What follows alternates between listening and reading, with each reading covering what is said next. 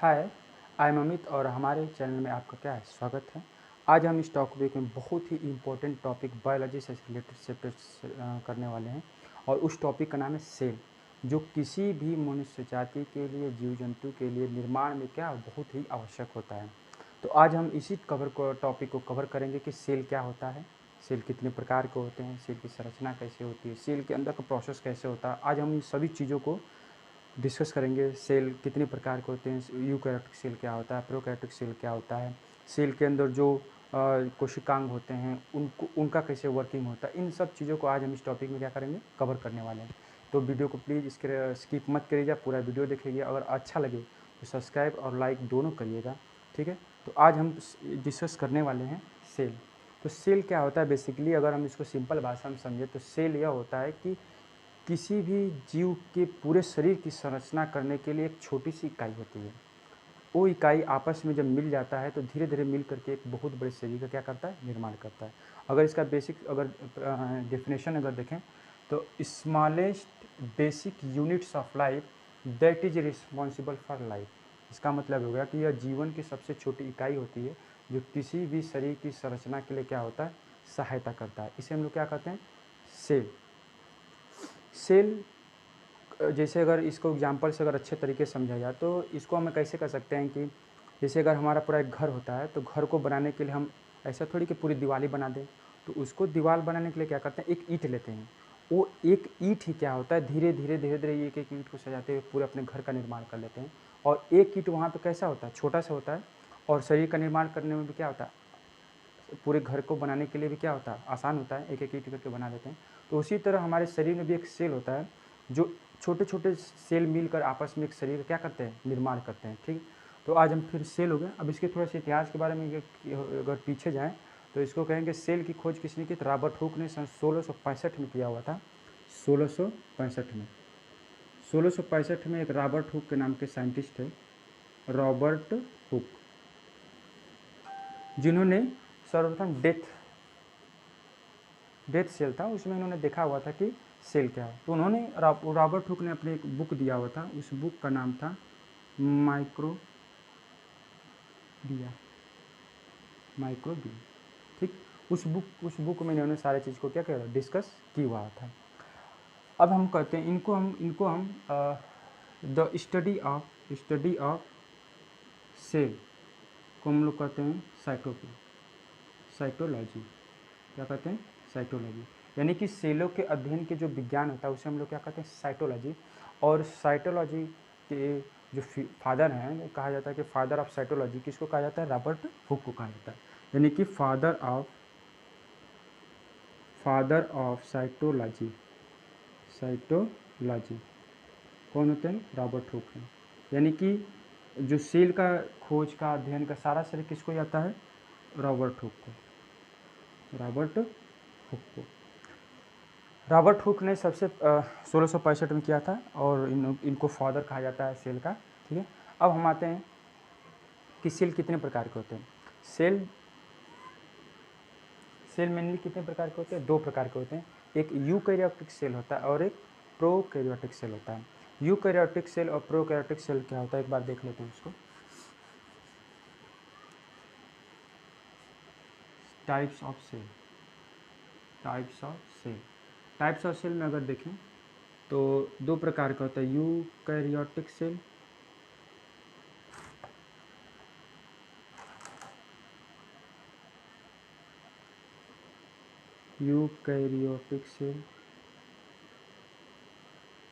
और एक होता है प्रोकैरियोटिक सेल, ठीक। यूकैरियोटिक सेल और क्या होता है, प्रोकैरियोटिक सेल। इस जो यूकैरियोटिक सेल होता है इसमें ऑर्गेनल्स पाए जाते हैं। ऑर्गेनल्स, इसका मतलब है इसके कोशिकांग पाए जाते हैं। और प्रोकैरियोटिक सेल में क्या होता है, इसमें कोशिकांग यानी ऑर्गेनल्स नहीं होते हैं। इसमें ऑर्गेनल्स नहीं होते हैं, ठीक है, इसमें ऑर्गेनल्स नहीं होते हैं। अब इसमें न्यूक्लियस होता है, इसमें न्यूक्लियस होता है और इसमें क्या होता है, जो प्रोकैरियोटिक सेल होता है इसमें न्यूक्लियस नहीं होता है, इसमें न्यूक्लियस नहीं होता है। ठीक, इसमें डीएनए होता है और इसमें भी डीएनए होता है। ठीक है, तो अगर हम यूकैरियोटिक प्रोकैरियोटिक में सिंपल से डेफिनेशन समझे तो यूकैरियोटिक जो सेल होता है वो मल्टी सेलुलर के सेल, जो जितने भी हमारे जीव होते हैं मल्टी सेलुलर, उनमें यूकैरियोटिक सेल पाया जाता है। और जो एक कोश के जीव होते हैं उनको हम क्या कहते हैं, उनके अंदर प्रोकैरियोटिक सेल पाया जाता है। तो प्रोकैरियोटिक सेल किसके लिए होता है, इसमें न ही ऑर्गेनेल्स होते हैं और न ही इसमें न्यूक्लियस होता है, इसमें सिर्फ डीएनए होता है जो जेनेटिक इन्फॉर्मेशन को स्टोर रखता है। और यूकैरियोटिक सेल में क्या होता है, इसमें ऑर्गेनल्स प्लस न्यूक्लियस दोनों होते हैं और इसमें डीएनए भी होता है। और डीएनए कहाँ पाया जाता है, न्यूक्लियस में पाया जाता है। जो डीएनए में क्या होता है, डीएनए कहाँ हमारा पाया जाता है, न्यूक्लियस में पाया जाता है। और जो प्रोकैरियोटिक सेल होता है जिसमें ऑर्गेनल्स और न्यूक्लियस दोनों नहीं पाए जाते हैं, इसमें सिर्फ क्या होता है, डीएनए होता है, जो एक यहाँ किस में पाया जाता है, यूनिसेलुलर में, यूनिसेलुलर में, यानी एक कोश की जीव में हमारा प्रोकैरियोटिक सेल पाया जाएगा। और मल्टी सेलुलर में क्या होता है कि इसमें न्यूक्लियस प्लस ऑर्गेनल्स दोनों होते हैं। इसके अंदर हमारा ह्यूमन बींग आ जाएंगे, फिर एनिमल्स आ जाएंगे। इसमें क्या आते हैं, एनिमल्स, ह्यूमन बींग्स सारा आ जाएंगे। ठीक है, तो यानी कि जो बहुकोश की जीव होते हैं उनके अंदर यूकैरियोटिक सेल पाया जाएगा और जो यूनिसेलुलर यानी एक कोश की जीव होते हैं उनके अंदर प्रोकैरियोटिक सेल पाए जाते हैं। ठीक है,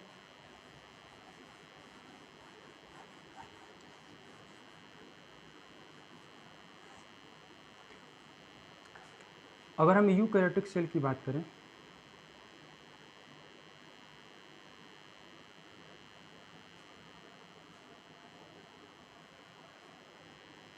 यूकैरियोटिक सेल में, ठीक है, किसी कोई भी सेल हो या फिर प्लांट सेल हो या फिर एनिमल सेल हो या फिर एक कोश की सेल हो, तो हर किसी भी प्रकार के सेल में तीन चीज़ें होनी आवश्यक होती हैं। जैसे किसी भी सेल के निर्माण के लिए तीन चीज़ें आवश्यक होती हैं। फर्स्ट, सेल मेम्ब्रेन,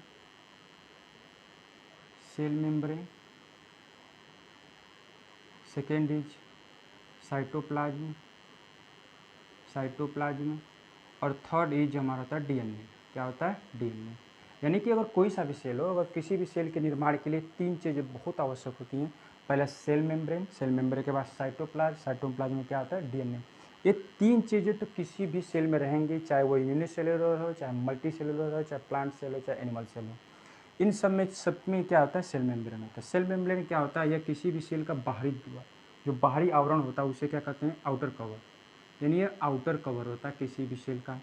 और साइटोप्लाज्म क्या होता है कि उस सेल के अंदर जो जेली, इसको प्रकार जेली लिक्विड टाइप का होता है, ये होता है जेली लिक्विड होता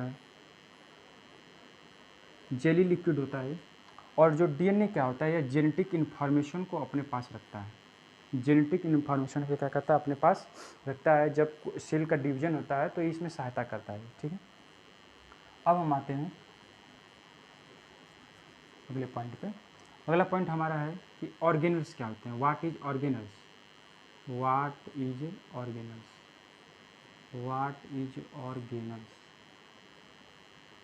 इसको हिंदी में बोलते हैं कोशिकांग। कोशिकांग क्या होता है, कोशिकांग का मतलब ये होता है कि इसको अगर सीधे से अगर समझिए तो कोशिकांग यानी कोशिका का अंग। इसका मतलब ये होता है जो कोशिका के अंदर पाए जाने वाले जो अंग होते हैं उसे हम लोग क्या कहते हैं, साइटो और ऑर्गेनल्स कहते हैं। क्या बोलते हैं, ऑर्गेनल्स यानी कोशिकांग। अगर हम बात करें ऑर्गेनल्स की तो कौन कौन से पार्ट है और इसमें इसके अंदर कौन कौन से पार्ट आते हैं ऑर्गेनल्स में, माइटोकॉन्ड्रिया, राइबोसोम्स, लाइसोसोम्स, गोल्जी कार, बॉडीज,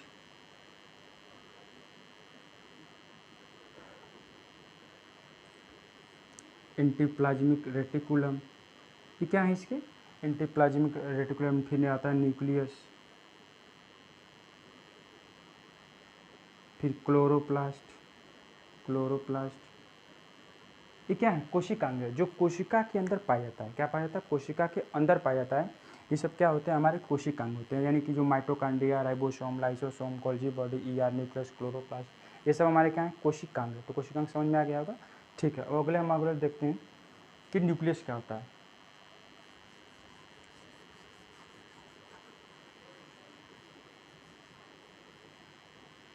हमने यहाँ पे एक सेल बनाया हुआ है, एक एनिमल सेल है और एक क्या है? प्लांट सेल है।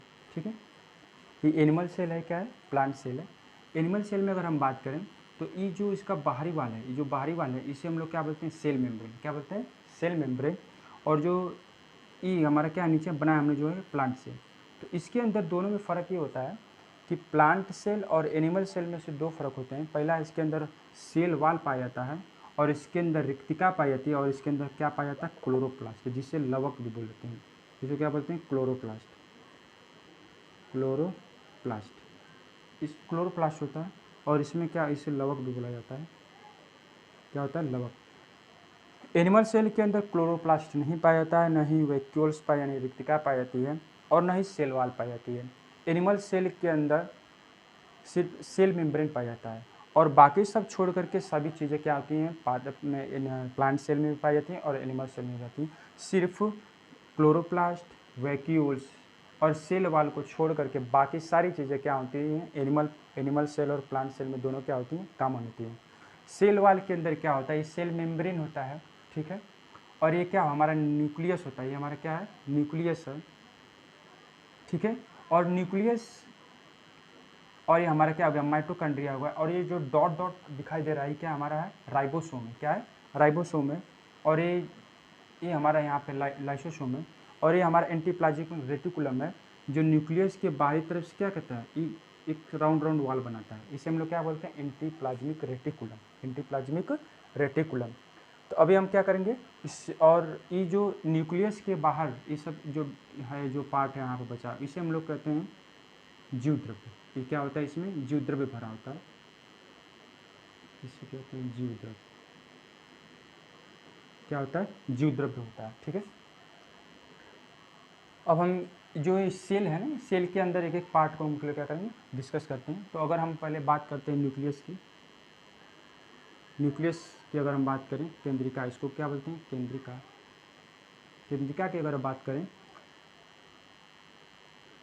तो इसके अंदर एक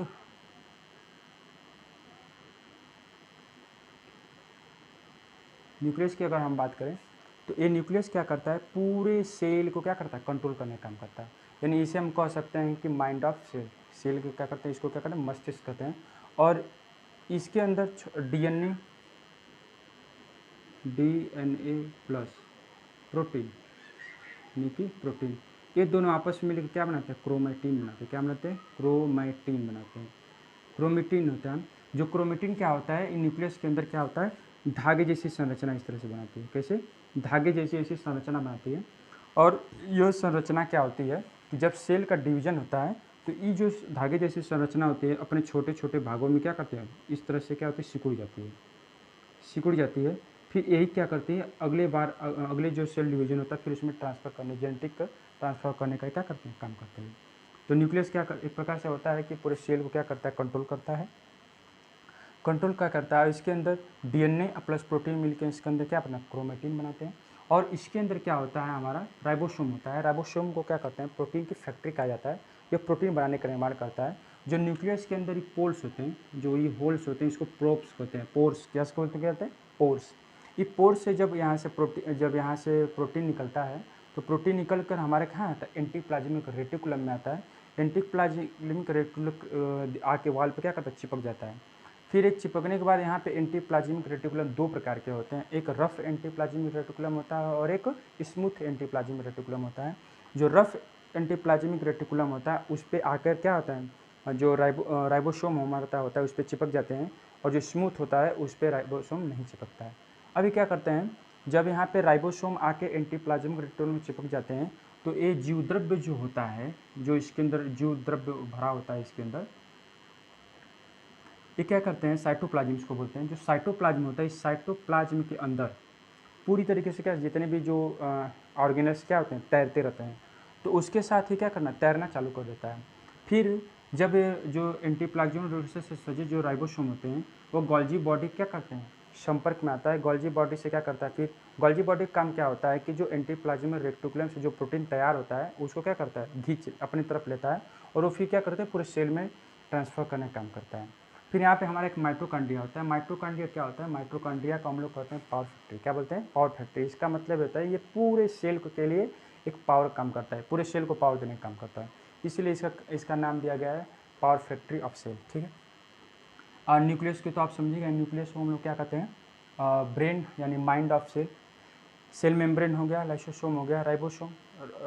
इससे लाइसोसोम क्या होता है, लाइसोसोम को कहते हैं सुसाइड बैग भी इसको बोला जाता है। क्या बोला जाता है इसको, सुसाइड बैग के नाम से जाना जाता है। और राइबोसोम को हम लोग प्रोटीन फैक्ट्री के नाम से जानते हैं, क्योंकि राइबोसोम का काम होता है प्रोटीन बनाने का। क्या काम होता है, प्रोटीन बनाने का। और गोल्जी बॉडी का काम क्या होता है कि ये प्रोटीन को रिसीव करने का काम करता है। फिर माइटोकॉन्ड्रिया क्या होता है, ये पूरे सेल को एनर्जी यानी कि पावर ऊर्जा देने का काम करता है। इस प्लांट सेल और एनिमल सेल दोनों में कॉमन होता है, बस शर्ते दोनों में डिफरेंस यही होता है कि इस लवक नहीं होते हैं। प्लांट सेल में लवक होता है, वैक्यूल रेक्टिका होती हैं और ये सेल वाल होता है। और प्लांट एनिमल सेल में ऐसी बात नहीं होती, इसके अंदर लवक और इसके अंदर सेल वाल और वैक्यूल्स नहीं होते हैं। ठीक है।